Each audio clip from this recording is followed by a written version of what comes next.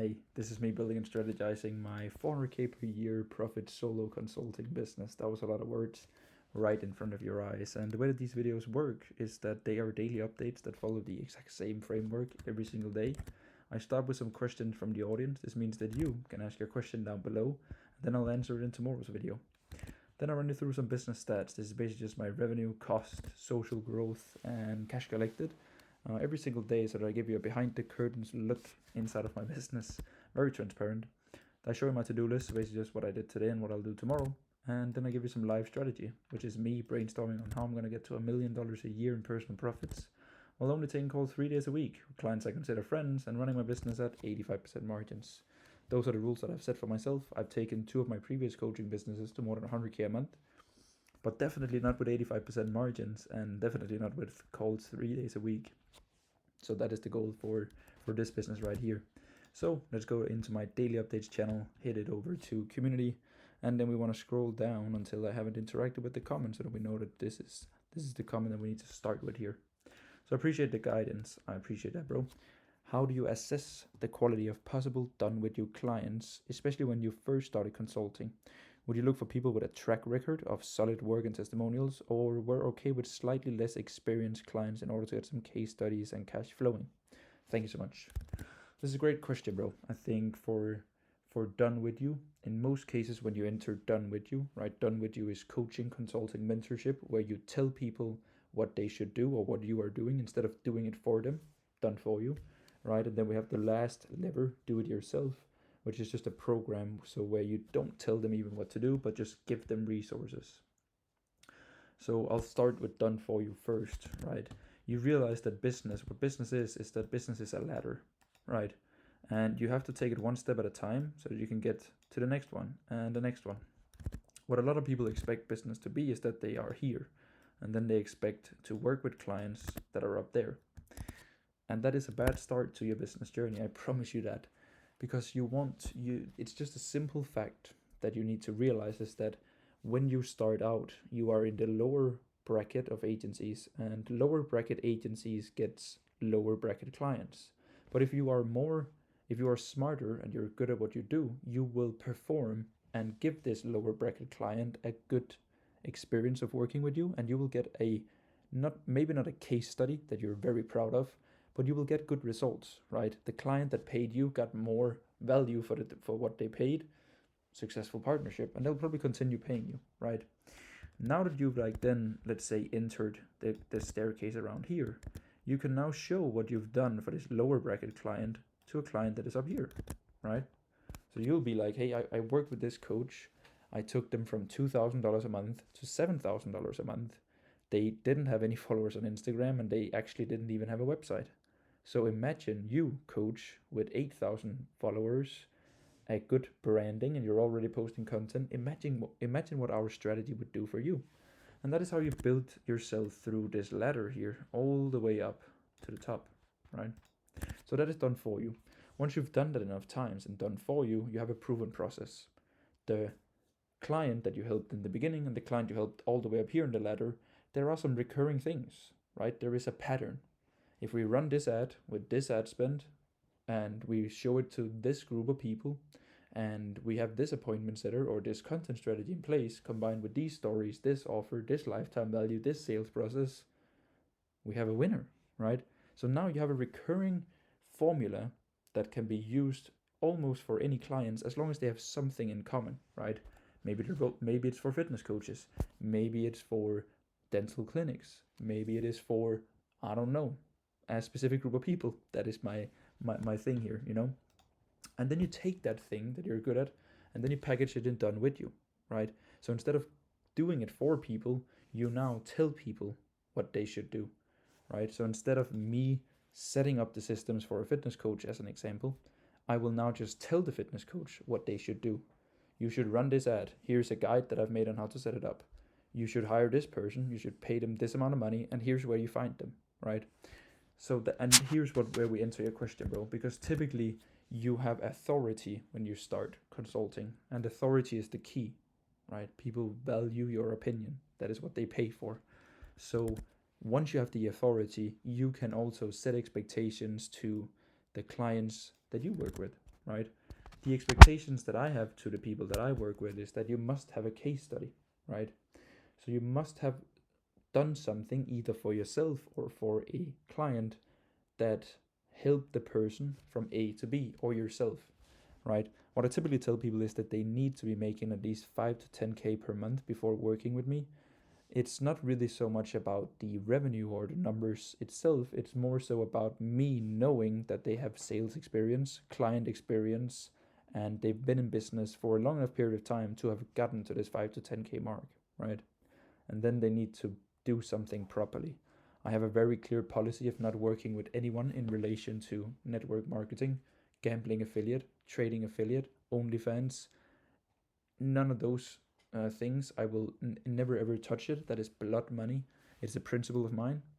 So those are the expectations that I set, right?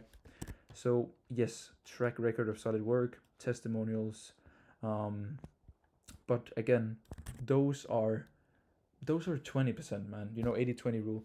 80% of it is a good heart, really good at what you do, passionate about the thing that you love the most, work ethic, and then a high EQ, right? EQ, so like emotional intelligence, intelligence about client communicate, not client communication. I'm so biased from business, but like but it's just human connection, right? Human communication. When you're an agency owner, coach, consultant, you work with people, right? You are B2P, you are business to people, and people do business with people they like. So if you're likable and you're good at communicating, you're 3 steps ahead. So that's what I've realized with the people that I work with, that my best clients is people that are already amazing at human contact, right? They have good vibes. So that's why I talk to them, right? That's why I bring them on. It's like, I like you. There's probably a lot of other people that will like you. So when I turn on ads for you and when I tell you to do content, a lot of people will also like you because I do, right? And yeah, bro, then they also have to fit into my community. So they have to fit the values in there, because it's important when I get a new client that I can bring them on to my other clients and be like, hey, this guy is pretty cool. I like him. You should meet him too, right?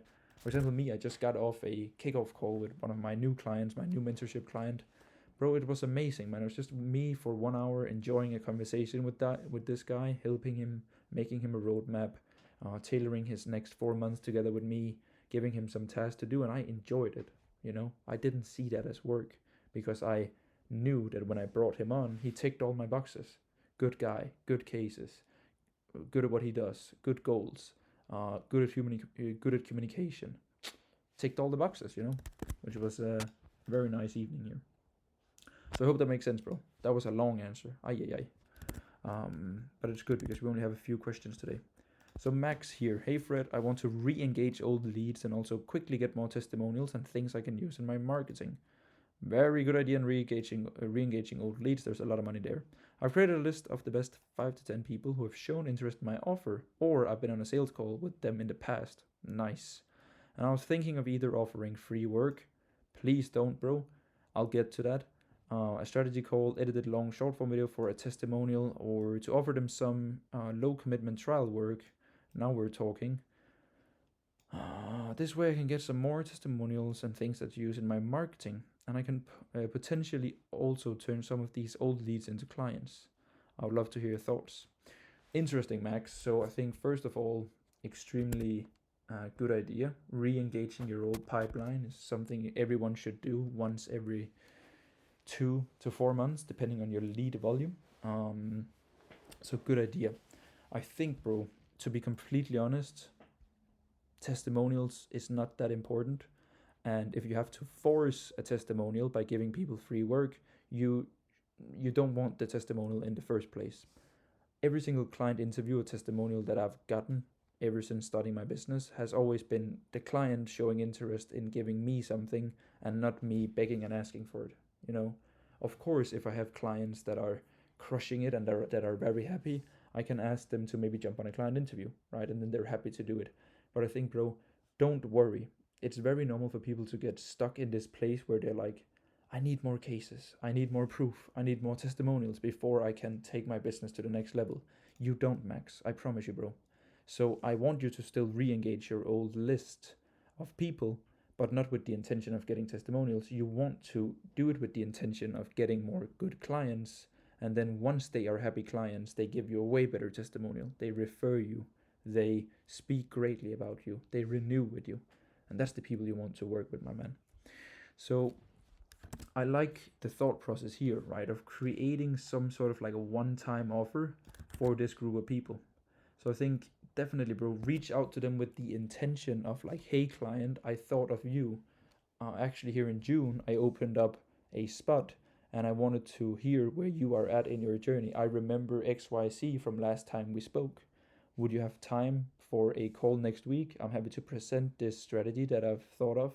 And then they show up to the call, and then you present them the strategy. And then if they're a good client, so either in rev share, case study, or relationship, then get them going, maybe on a discounted rate. Feel free to adjust your prices a little bit beforehand so that you anchor the call. I hope that makes sense, bro. I think that was enough clarity in order for you to like re-engage with this old list. A one-time offer, the approach that I just gave you to how to go about it, and then getting them on a call. And if it's a good client, bring them on, right? All right, very good. Good question, Max. I like it a lot, man. Let's do business stats. So I'm just gonna update here. As you can see, next step is business stats, right? If you're new here, 216 on my daily updates, and for the main channel, 6316. So I'll enter the big ass Excel sheet here. I'll zoom in so that you can see something. And then I will fill it out for the 8th of June. Today's the 9th, right? I always fill one day behind. So the main channel has 6316. My Instagram is currently at 21029. And my daily updates says 216, right? So quick thoughts on the numbers here. My main channel has basically just died off, right? You can clearly see that it is now, that was in some horrible drawing. You can see here, right, the daily growth of the, let me zoom out so you can actually get full context. The main channel simply just died, right? Like I had some very good performing videos that simply just died out. You can see just 2 weeks ago, this was the daily growth. And now we are, what the young generation would say, we are cooked, right? My Instagram, outrageous behavior from the IG here, not gonna lie. I gained 14 followers, 29, and then suddenly I drop 8 or 6 followers.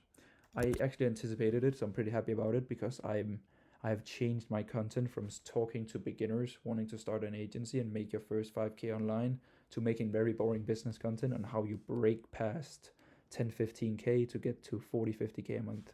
So I anticipated, I did.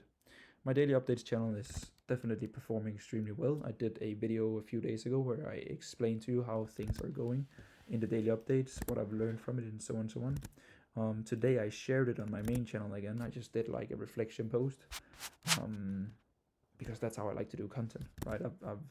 I've spoken to you about that before. I have this like, I do a thing, so like a topic, and then I basically use it I use it multiple places, right?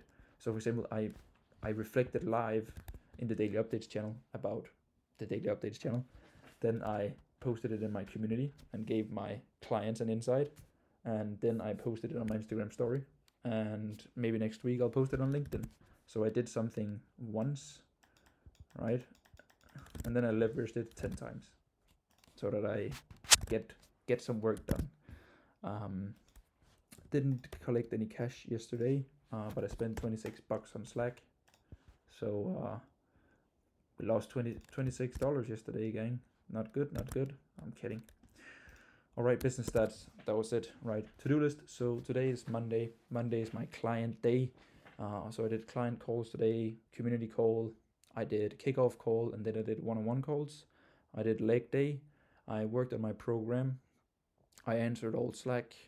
I did the IG storyline. Then I mapped out some ideas for some content resources that I'm gonna make. I sent out a weekly call schedule for this entire week for the community. I brainstormed on my new pricing for when I open up spots again for my mentorship. Right now I'm full. You can send me a message on Instagram if you want to join the waitlist for when I open up again with my program and everything. DM me daily updates. then I'll see how many people actually watch these things and they're interested in actually buying something from me. So it's not just charity. I'm kidding. But yeah, I'm basically full now on mentorship. Absolutely full, which is nice. Not full in the sense of I cannot bring on anymore, but the rules, right? 3 days a week is the only time I can take calls. So that's what I did today, just a big ass client day. Tomorrow is Tuesday, I don't have any calls. So tomorrow is just one big day of content and building my program. I'm gonna put my graphic designer to work for some visual models. I have a lot of things planned there. So tomorrow is just gonna be very nice. It's the first day in a long time where I'm not on vacation, have calls, or are attending a family gathering. So tomorrow is just gonna be like breathing out, spending the entire day just like mapping out the program, deadlines, all of that. And then we're back on track, baby, for a summer filled with work. For strategy today, let's check the time. I don't have a lot today, not gonna lie. What can it be?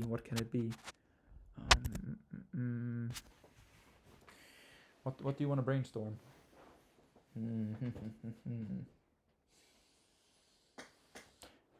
I had an interesting question today from the kickoff call that I had with my very cool mentorship client. So let's talk about this.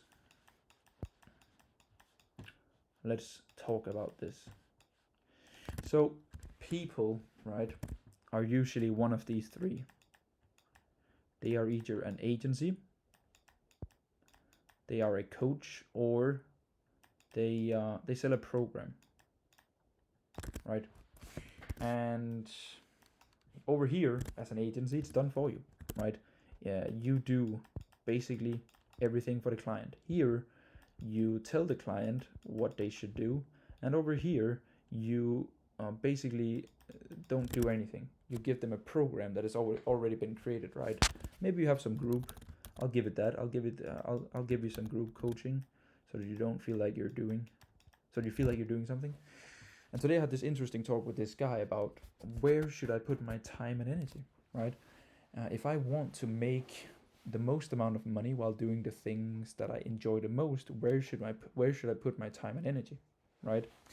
What I've done is that I was tired of this, so I took all of the best of all of these worlds, and then I just put it into what I call, oh my goodness, I don't have my iPad. Oh my goodness, we're not cooking here.